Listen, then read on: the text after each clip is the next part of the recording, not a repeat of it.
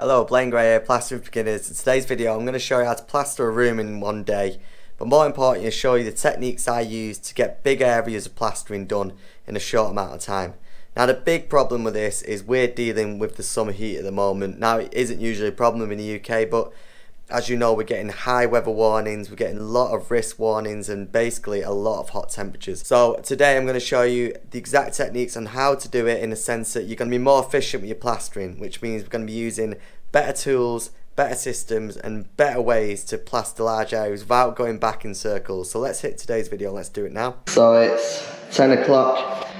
I've mixed up to do both coats with the same mix. So I've got a big mix there. I'm going to do both the same just because of the time. We're prepping for putting the beads on, bit of scrim taping. Got here late to be fair.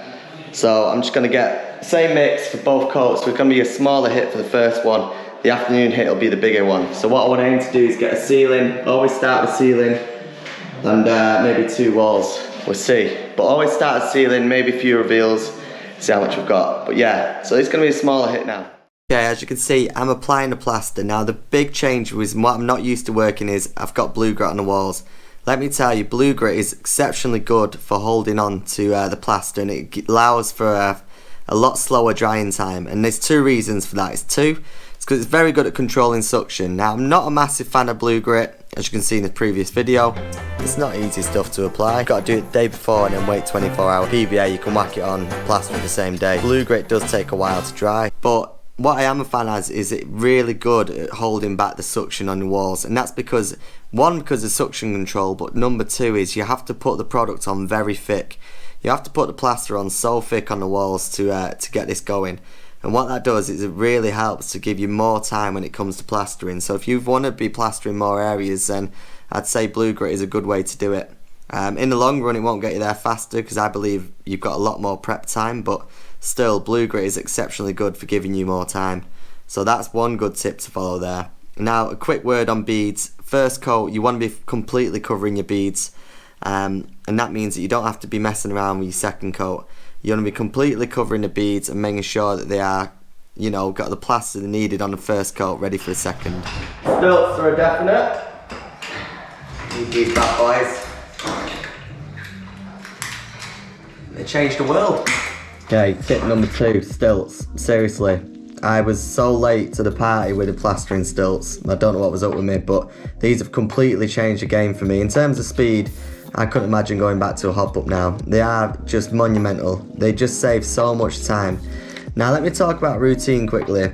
Now you're probably thinking I've gone ass over tit here because I've started with the walls and then going on to the ceilings. 2 reasons for that. I've done a wetter mix because I want more time. So in the summer you might be thinking, you know, you want a slightly wetter mix. It's easier to get the walls on with a wetter mix first and then drop with the ceilings. What I've done now is I'm doing the walls first and then jumping on the stilts, doing the ceilings. Now there's a sneaky little trick I do in a minute which I will show you, which brings back the equilibrium, because obviously you want to be starting with ceilings, but I actually believe it's faster to start with the walls first and do the ceilings afterwards. Now let me show you this little trick I do which changes everything. So I've got the first coat on, I'm going to flatten it straight away and then apply the second coat on the ceiling. It's going to save me coming up and down from the stilts, it's just a bit easier. Right, the speed skim, I'll talk about that in a minute in great detail. But first off, what I'm doing is flattening with a speed skim, right, with the plasterboard on the ceiling. But what I'm going to do is immediately apply the plaster directly onto that ceiling straight away. So there's no up and down with the stilts. I'm not jumping up and down all the time, wasting time. This is all about conserving your energy, number 1, and conserving time. So I've applied the second coat of plaster on the ceiling at the same time as I flattened it. Now that is a big important thing. I flattened it and then I applied the plaster immediately. You're just saving tons of time. Now we're back on the walls, and what you can see is it looks like I'm being a bit cack-handed, but what I don't want to do is flood the internal corners with plaster. So I start applying it about 5 inches ahead of myself, come back on myself and then apply the plaster slowly inwards. I hate flooding corners when you're doing wet angles. The worst thing is you want to flood your corners, and that means when you are doing wet angles with corner trowel, it's just a lot harder to deal with. We'll talk about wet angles in a minute, and they are very important. And now what we're doing is just applying the plaster. Faster and flatter you can get the plaster on the walls, the better. And that is the aim of the game, really. The mix is looking more like clay rather than plaster. We're on the last bit. Okay, now the main thing for me and a weapon I use all the time, as you know, is the speed skim. But this is essential when you are doing big areas because trust me, it just saves so much time. And I'm actually doing a bit more work at the moment to incorporate it more in my plastering. So that'll be coming in future videos. But seriously, if you haven't got a speed skim, get on it. We could just save tons of time. Now immediately after the speed skim, I jump on the trowel, on the stilts again. And I'm using the water to give myself a bit more time. The water is key, but really what you want to be doing is troweling directly after you've done the speed skimming. You want to be doing it directly after. You don't want to wait around. So as soon as you've done the speed skim, get on a trowel and flatten off any ripples that you've got. The worst thing you don't want any of the ripples or lines left with the speed skim to stay in the plaster. So you need to get onto the trowel as fast as possible. Trust me, it is so worth it. And it'll just, one, give you a bit more time because you're not constantly worried about the lines. Now I've sped up a bit here and now what I'm up to is a wet trowel. Basically, if you might have to get to the point where you have to jump on the wet trowel earlier than what you thought because the walls are basically drying. If that is the case, but the walls are flat, then that's absolutely fine. And which is why it's so crucial to get on the speed skim and the flattening stages earlier. But what I'm going to do in the second half of the video is talk about the process and how I apply plaster and the main reasons and routines I use to get flat walls. Lunchtime. Look at this gaff. What are we up to here, Mark? Just a bit of fully glass doors today. Christ. Done the one up top yesterday. This is going to be lovely, isn't it, mate? It's going to be awesome.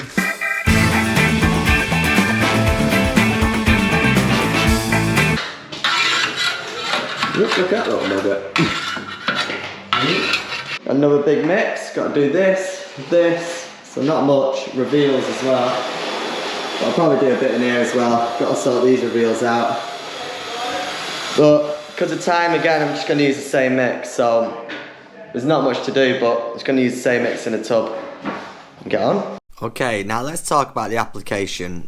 This makes a massive difference in terms of speed, and it's about how much plaster you can get on in one go. Now again, what I'm making sure is that I don't flood the internal wet angles. That is so important. We're going to go into corner trowels into a minute, but the main thing is to make sure that you're not flooding them angles. So I know I went on about it before, but the best part and the best way not to is just be very careful when you're applying plaster when there is a wet angle. So just make sure you don't flood it straight away. But what you'll find is working upwards and troweling upwards is probably the most effective way to apply plaster. You're going to get it on in bigger areas and you're going to get it on faster. And the main thing is because you've got a higher reach as well. Even for a midget like myself, I've still got more reach. But anyway, the point is here is you want to get it as flat as possible straight away. So as you can see, I'm applying the plaster upwards and then coming back on myself and troweling out the lines that I've left behind. Now this is a technique that I talk about a lot in my videos, but it's so important to make sure that your first coat of plaster is as flat as you can get it. Now I know we're going to be using speed skims, I know we're going to be using other tools, but if you can get that to the point where it's flat at the beginning, then that's better. Again, make sure your reveals are completely covered on the first coat. It's a big important thing because when you're applying the second coat, you're not going to use as much plaster, but as much time as well. Now like I said, I've got inside the cupboard, got the back wall done, so I've actually done a room in a bit, but it's not about that. It's all on the walls. Got some bits in there done as well. Can't see. But I did run out of mix. I've only got a little bit, so I'm going to have to mix some more. So it's going to be a longer hit, but oh well. Now in terms of the speed skim, I always go with two ways. I want to be speed skimming horizontally and vertically, and that just ensures that you're going to get flatter walls faster. If you can use a speed skim to get a lot of the work done, it's going to be so much faster than using a trowel. It's just the way it is. Now applying the second coat. Now with the blue grit, you have to apply a hell of a lot of plaster to get it on. The second coat is not going to use as much, which is a good thing. And in that sense, you're going to save more time because what you're not doing is constantly going back to the bucket to refill your hawk. So the great thing about the second coat is going to save more time, but again, don't rush it. Make sure you're getting that second coat nice and flat, because what you don't want is for the plaster to be set and then you're in a world of hell because there's ripples, there's lines everywhere. That's the worst place you want to be in. Get the plaster flat at the beginning and you're just going to save yourself a lot of aggro, a lot of headache and a lot of problems. So just focus on getting your troweling techniques right, where you're troweling upwards and then coming back on yourself and removing any lines that you're leaving behind. I know it's a thing I mention a lot, but if you can get into that and use a bit more time applying the plaster, then you're going to save a lot more in the overall process. And trust me, it works. Even though you're going to spend a bit more on the application, you'll save so much more time in the long run, because you're not wasting time flattening useless areas that you don't need to be doing.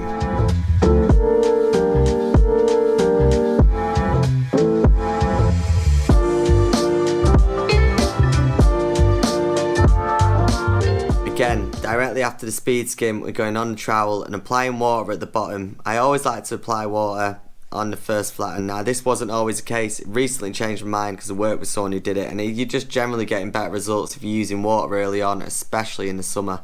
So we're using the water now, and it's just going to make sure you're going to get your bottoms flatter, and it also gives you a bit more time in the long run. Water and the water brush is your friend here, and you'll need it for the next stage coming up.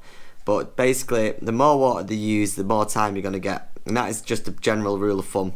So in the summer especially, just make sure you're generous with your water. I know some people are against it, but I really don't see why. Water is your friend in plastering, and it's there to aid you. Now this is the most crucial part. It's using the corner trowel.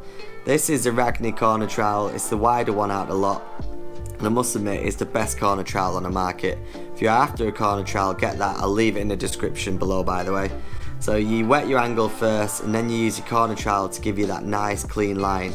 And then gently with your trowel, just go into the internal, try not to scrape either side, and then just troweling out any lines that are left behind.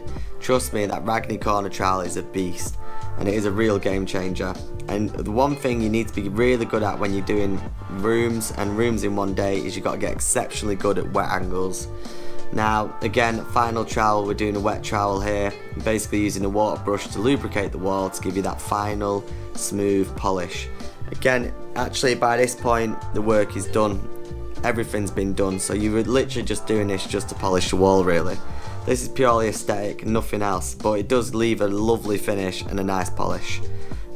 So yeah, use a wet trowel, and then I always finish with the Rafina Plaza Flex. I've not filmed it, I don't know why I didn't, but there you go, and here's the end product. That's the room done.